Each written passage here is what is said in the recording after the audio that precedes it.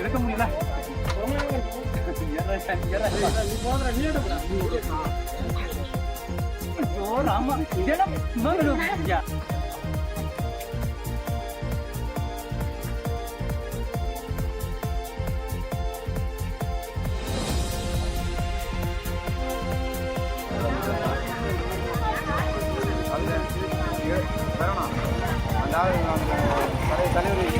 வணக்கம்.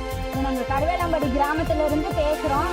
எங்களுக்கு 8 கிலோமீட்டர் தூரம் நடந்து போகணும். இங்கேருந்து தார் ரோட்டுக்கு போகணும்னா எங்களுக்கு அத்தியாவசிய பொருள் வாங்கணும்னா கூட எங்களால் போக முடியல. எல்லாரும் வயசான பாட்டிங்க இருக்காங்க, வயசான தாத்தாங்க இருக்காங்க.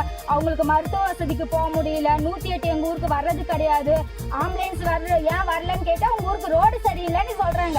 நாங்கள் எதை வச்சு எங்கள் ஊர்லேருந்து நாங்கள் பிரசவ வழின்னா அனுப்ப முடியும்? வயசான பாட்டிங்களால நாங்கள் தூளி கட்டி எத்தனை வருஷத்துக்கு நாங்கள் தூக்கிட்டு போக முடியும்? அவங்க காலங்கள் தான் முடிஞ்சிச்சு, எங்கள் காலங்களும் இப்படியே இருக்கணுமா?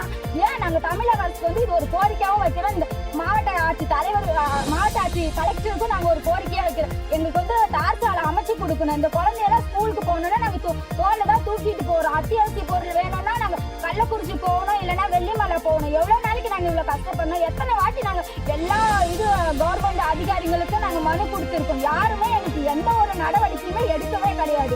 எவ்வளோ நாளைக்கு நாங்கள் இவ்வளோ கஷ்டப்படுறது? எங்கள் குழந்தைங்க நாங்களும் வெளியூர் போகிறது கிடையாது. இங்கே நாங்கள் யாருமே போய் வெளியூரில் போய் வேலை செய்யணும் அப்படின்னா எங்களுக்கு அந்த ஒரு இதே கிடையாது. ஏன்னா எங்களுக்கு தான் ரோடு வசதி கிடையாது. நாங்கள் குடும்பத்தில் விட்டுட்டு போய் வெளியூரில் போய் நாங்கள் வேலை செய்யணுமா? அப்போ நாங்களாம் பொண்டாட்டி பிள்ளைங்களும் எங்களுக்குலாம் யாருமே கிடையாது. எங்களுக்கு குடும்பன்றது எதுவுமே கிடையாதா? நாங்கள் வெளியூரில் ஏதாவது இருக்கணுமா? இந்த ஊரில் இருந்தாலும் எங்களுக்கு அத்தியாவசிய பொருள் கிடைக்காது. எப்படி எங்கள் குழந்தைங்களெல்லாம் படிக்க வைக்கிறது? நீங்கள் மட்டும் கான்வென்ட்ல கூட படிக்க வைப்பீங்க. எங்களுக்கு எந்த ஒரு வசதியுமே கிடையாது. எங்களுக்கு தேவை தார் சாலை செஞ்சு கொடுக்கணும்.